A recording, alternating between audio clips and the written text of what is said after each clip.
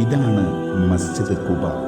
സയ്യിദുനാ റസൂലുള്ളാഹി സ്വല്ലല്ലാഹു അലൈഹി വസല്ലം മക്കയിൽ നിന്നും മദീനയിലേക്ക് ഹിജ്റ വന്നതിന് ശേഷം നിർമ്മിച്ച ആദ്യത്തെ പള്ളി. ഇവിടെയാണ് ആദ്യത്തെ സംഘടിത നമസ്കാരം നടന്നത്.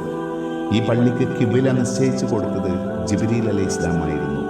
അന്നത്തെ കിബില മസ്ജിദുൽ അഖ്സയായിരുന്നു. പിന്നീട് മസ്ജിദുൽ അഖ്സ മാറി കഅബ കിബിലയായി മാറിയപ്പോൾ ആ കിബില നിർണയിച്ചു കൊടുത്തത് സയ്യിദുനാ റസൂലുള്ളാഹി സ്വല്ലല്ലാഹു അലൈഹി വസല്ലം ആയിരുന്നു.